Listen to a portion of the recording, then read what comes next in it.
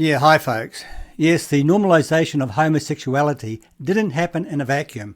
It was planned by homosexual activists, namely Marshal, Kirk and Hunter Madsen.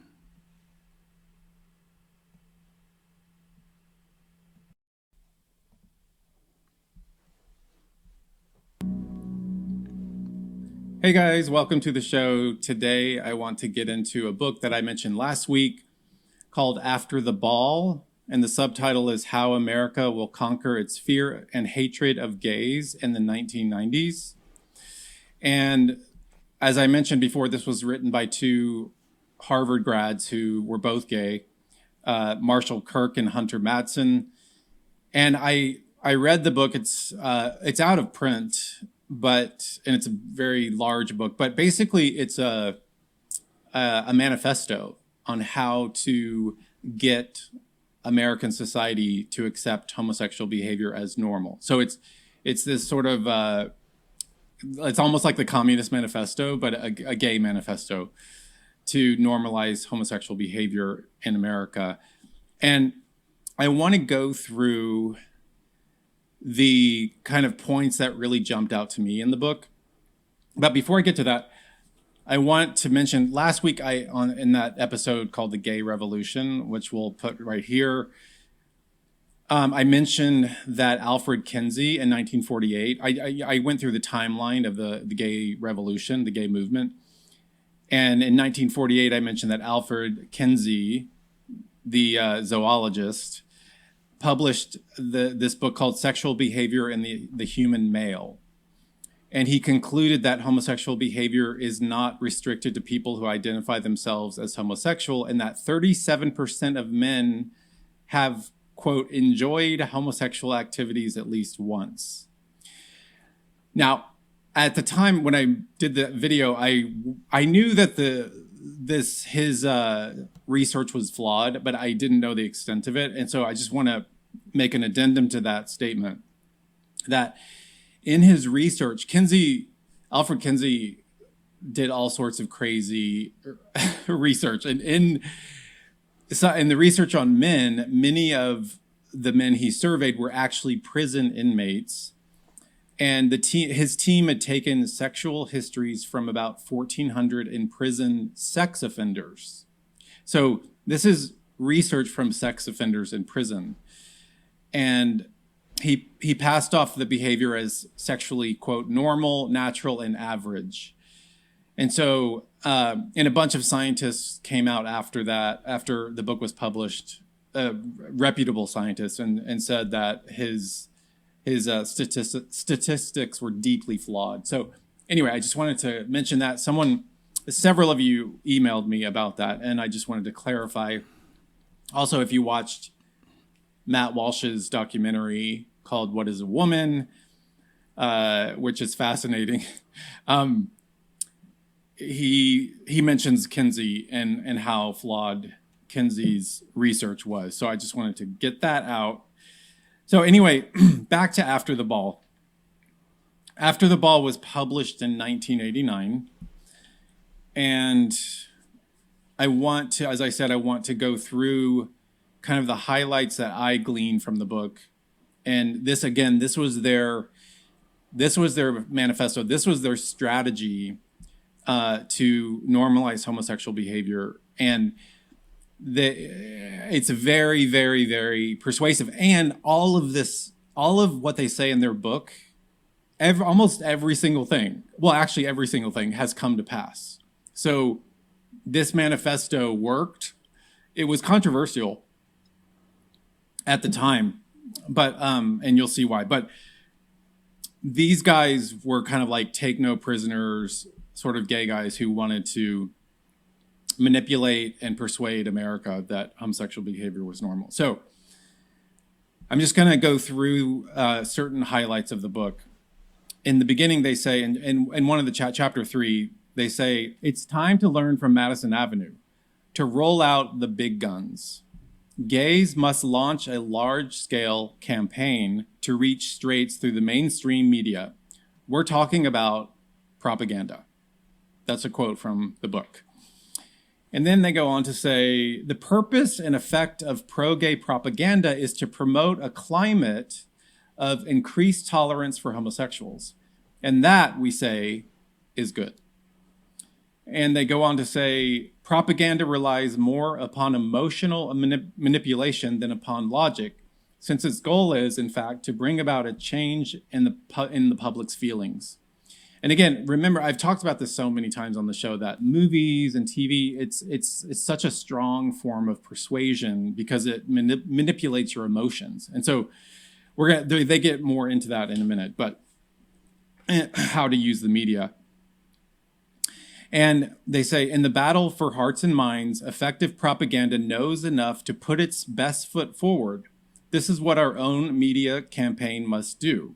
In February 1988, however, a war conference of 175 leading gay activists representing organizations across the land convened in Warrenton, Virginia, to establish a 4-point agenda for the gay movement. The conference gave first priority to a nationwide media campaign to promote a positive image of gays and lesbians. And its final statement concluded, and I'm going to read this final statement from this conference. We must consider the media in every project we undertake. We must, in addition, take every advantage we can to include public service announcements and paid advertisements to cultivate reporters and editors of newspapers, radio, and television. To help facilitate this, we will need national media workshops to train our leaders.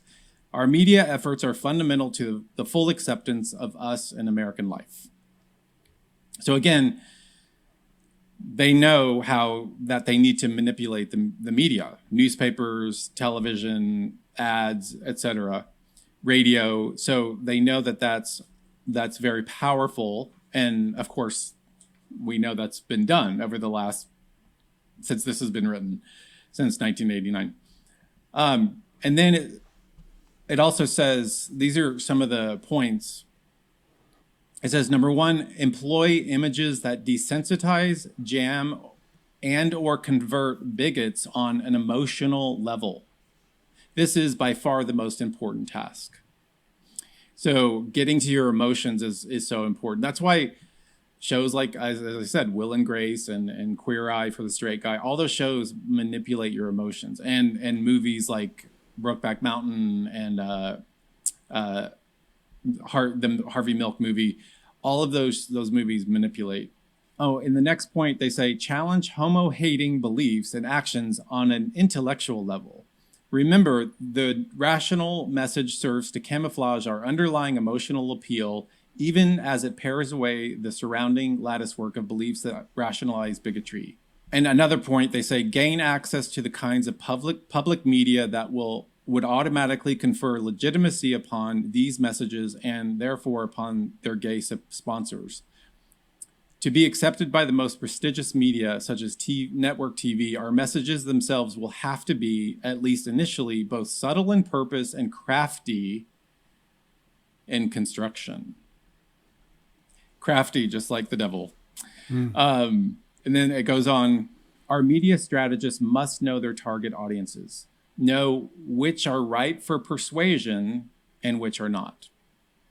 And they do this breakdown of intransigence on the one side, and in the middle, ambivalent skeptics, and then on the other side, friends. So friends of the gay community, ambivalent people, and then people who refuse to budge. And they talk about which ones to go after. The intransigents are difficult, so they probably ignore those. And then they say, we conclude, therefore, that ambivalent skeptics are our most promising targets. So they want to go for that big group in the middle, ambivalent skeptics. And then they say, the main thing is to talk about gayness until the issue becomes thoroughly tiresome.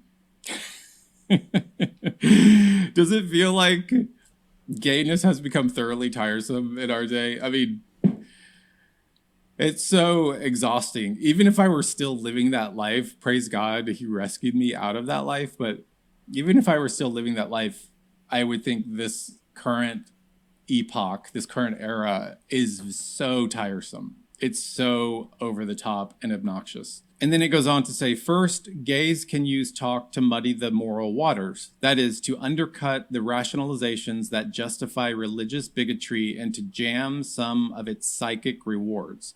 This entails publicizing support by moderate churches and raising serious theological objections to conservative biblical teachings. Has that happened? I think so. That has been very successful. So basically invade the church and get people to raise, people like Matthew Vines, to raise serious theological objections to conservative biblical teachings. And then it goes on to say, second, gays can undermine the moral authority of homo-hating churches over less fervent adherents by portraying such institutions as antiquated backwaters, badly out of step with the times and with the latest findings of psychology. So again, they knew to attack the church. The plan was to infiltrate the church and attack it, and we see the results of that today. We see the fruit of that. I don't even know what percentage of the church even believes that homosexual behavior is a sin still. Probably a small fraction at this point. I don't know. Because no one talks about it. No pastors are not talking about this from the pulpit. Some are. Some courageous ones are. But everyone's silent on this issue. And during the AIDS crisis, with the ACT UP campaign, the whole slogan was silence equals death. Well, that's the same here. Silence equals death. If pastors aren't willing to talk about this subject, given the culture that we're in right now, given how powerful and all-consuming this issue is in our culture, if they're not willing to talk about it, many millions of people are on the road to perdition, or on the road to destruction and death, eternal death, because no one will talk about it. And then it goes on to say, it suffices here to recall that the visual media, television, films, and magazines, are the most powerful image makers in Western civilization. So once again, I talked about that. TV, movies, so influential in the way even Christians believe about this issue. For example, the average American household, the TV screen radiates its embracing bluish glow for more than 50 hours every week, bringing films, sitcoms, talk shows, and news reports right into the living room. These hours are a gateway into the private world of straights through which a Trojan horse might be passed. So again, using media as this Trojan horse, using Oprah Winfrey and the Ellen Show and all these daytime talk shows, and using them as the Trojan horse to normalize gay behavior. And of course, again, Satan is behind, he's the architect behind these two architects. So these guys are were manipulated by Satan, in my opinion. It's obvious that their master is Satan, and they are doing his work and doing it well. Another principle says, in any campaign to win over the public, gays must be portrayed as victims in need of protection so that straights will be inclined by reflex to adopt the role of protector. Does that sound familiar? Gays must be portrayed as victims. So again, we see this whole victim mentality today, this intersectionality is just all over the place. And so these guys knew what they were doing. These guys were smart. And then it says, the purpose of victim imagery is to make straights feel very uncomfortable. That is to jam with, I don't know why they use to jam all the time, but it must have been a term in the late 80s. That is to jam with shame the self-righteous pride that would ordinarily accompany and reward their anti-gay belligerence, and to lay groundwork for the process of conversion by helping straights identify with gays and sympathize with their underdog status. So again, it's persuading straights, as they say, to sympathize with gays. They go on. One could also argue that lesbians should be featured more prominently than gay men in early stages of the media campaign. Straights generally have fewer and cloudier preconceptions about lesbians and may feel less hostile towards them. Because gay men traditionally, historically, have been way more kind of out there and flamboyant and, gay pride parades, all this stuff. So they're saying we should feature lesbians first in this campaign, in the media campaign, because the culture will be more accepting. And then it goes on to say, now, 2 different messages about the gay victim are worth communicating. First, the public should be persuaded that gays are victims of circumstance, that they no more chose their sexual orientation than they did, say, their height, skin color, talents, or limitations.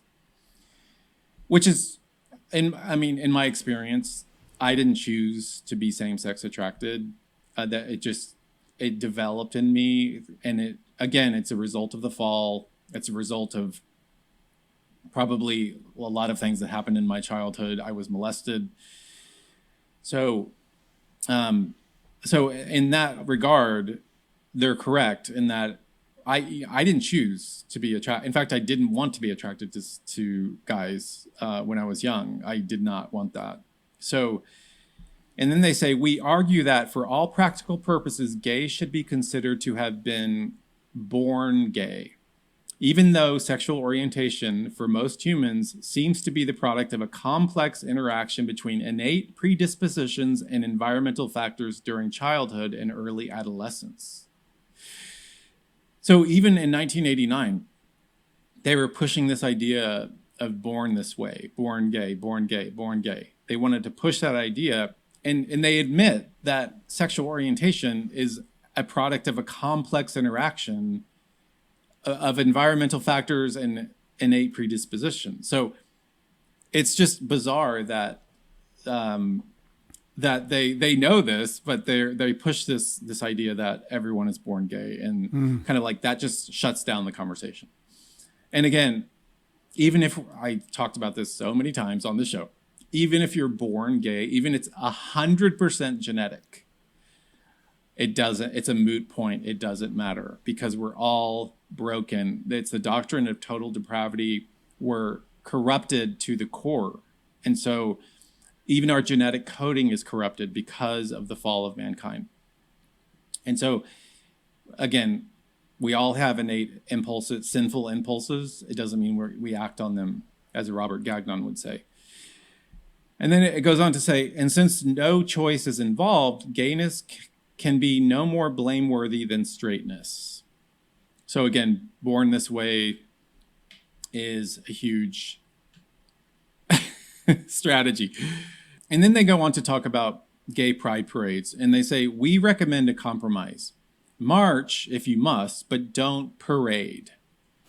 Drop the Mardi Gras foolishness and assemble yourselves into a proud legion of freedom fighters like the civil rights marchers of the 1960s.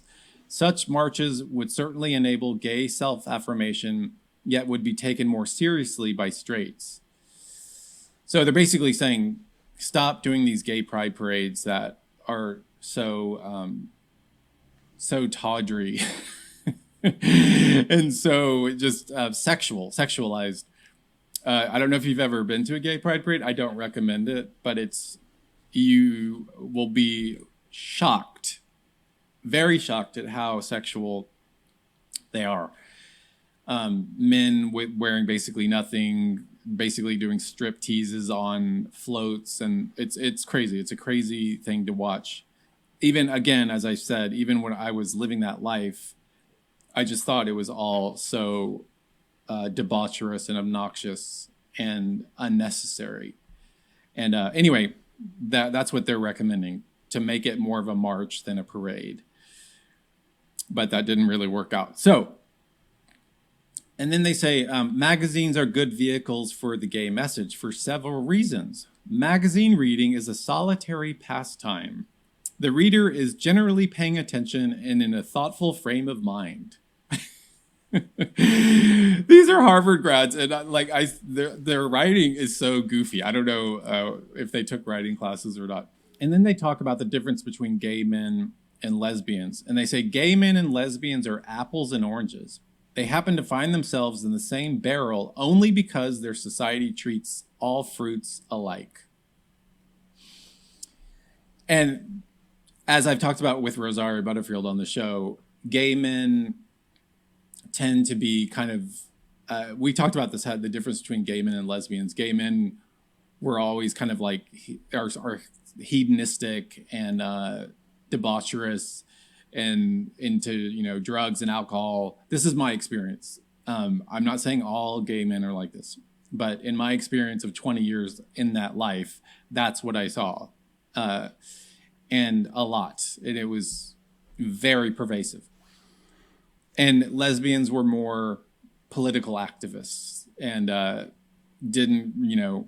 weren't hedonists. So that's the kind of key difference between the two groups. But they had to unite to further the agenda. And then they talk about AIDS when AIDS first came on the scene in San Francisco, and they actually critique what gays were doing back then.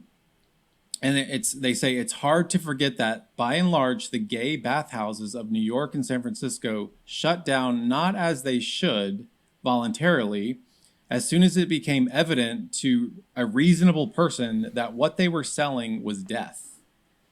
So gay bathhouses in New York and San Francisco, even during the beginning of the AIDS crisis, and when they knew that it was sexually transmitted, HIV, they refused to shut down the gay bathhouses.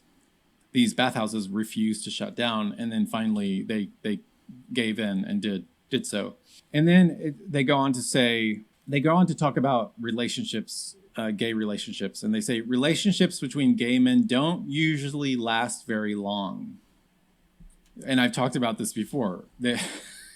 Relationships, all of my relationships with guys, I was in 5 serious relationships, lasted 2 years. They all lasted 2 years. They had the same shelf life, the same sine wave. It was like super, exciting in the beginning, and then it would taper off. And then there would be, after about a year, there would be infidelity, and then it would just kind of go downhill from there. Not infidelity on my part, by the way. And so anyway, they say, yet most gay men are genuinely preoccupied with their need to find a lover. In other words, everybody's looking and nobody's finding. How to account for this paradox? And this is crucial. And they admit this. This is interesting. They say part of this is due to the characteristics of male physiology and psychology, which make the sexual and romantic pairing of man with man inherently less stable than the pairing of man with woman. And in parentheses, they say, sorry if the truth hurts. But it's true. When you put 2 men together, because of the physiology and the psychology of the 2 men, the relationship is very unstable. So what they're saying, in a gay relationship, the 2 men, there's no complement. There's no woman to balance that, the male side of it, to, to curb the man's libido, as it were. So, that's why gay male relationships never last. And if they do last, some do, but so many that do last are open. And I have friends who are married, gay men who are married, my old friends, and they have open relationships. They have sex with other men all the time. It's completely acceptable. It says the cheating ratio of married gay males, given enough time, approaches 100%. These are 2 gay guys, and they're admitting that the cheating ratio is 100%. And that, in my experience, that is absolutely the case. Absolutely. And they say men are, after all, as said earlier, more easily aroused than women, who tend to act as a relatively stabilizing influence. A restless gay man is more apt to be led astray by a cute face in the subway or the supermarket. But it's true. It's I like how they put that. A woman is acts as a relatively stabilizing influence on a man, and it's true. That's why God knows what He's doing. That's why God put a man with a woman, and that's where sex is supposed to be expressed within a covenant of marriage between one man, one woman for life. They go on, many gay lovers bowing to the inevitable agree to an open relationship. That's what I've talked about. In my experience, all of my old gay friends have who are committed to each other or married, quote unquote, have an open relationship. It's common. It's very common. On average, a woman's sex drive is less intense than a man's and less automatically aroused by visual cues. A woman is more sexually susceptible to her emotions than to what she sees. And these guys are smart. I mean, there's truth to that. There is truth to that. And so again, a woman has a stabilizing effect on men. And they talk more about these open relationships between gay men. And they say that the lovers tend to become more collaborators on the prowl, helping each other look for tricks, that means guys, to take home for a menage a trois. Tricks are like prostitutes or whatever, or just strangers. They say, it is indeed our impression that when gay relationships last at all, it's in diluted form as the result of some such accommodation, though not usually one so blatant. But they don't usually last. Eventually, one party heads for the door. So again, gay male relationships or homosexual relationships don't last. And Larry Kramer, if you remember from last week, I talked about him. He started the group ACT UP during the AIDS crisis. He's basically the most prominent gay activist that ever lived. And he died in 2020. And he had very strong words for the gay community during the AIDS crisis, and was telling them, he basically scolded them for their promiscuity, even after they knew that this disease was sexually transmitted. And so the writers of this book say about Larry Kramer, they say, for trying to get gay men to believe what they prefer doggedly to ignore, that AIDS is indeed spread sexually and that promiscuity had become a guarantee of early death, he was denounced by large numbers of New Yorkers as, quote, alarmist and, quote, sex negative. He was also accused of saying, I told you so, quote unquote. The fact that he had every right to say it cut no ice. I don't know what that means. Eventually, he was driven out of the organization he helped create. So he was kicked out of ACT UP that he created. And this is what I was saying last week about Ronald Reagan. And because when Ronald Reagan was president, he was, gays were so mad at him about the AIDS crisis. And it's like, I said this last week, and it's like, it's not Ronald Reagan's fault. You guys know how you contract HIV, yet you continue to have unsafe sex. And so even when I was living that life, as I said before, I was like, it's not Ronald Reagan's fault. It's the gay community's fault for not heeding this. And I used to say this to my friends, and we would talk about this back in the day in the 80s and 90s. We said that, AIDS it was a curable disease. It could have been completely wiped out if gay men had just no longer had unsafe sex.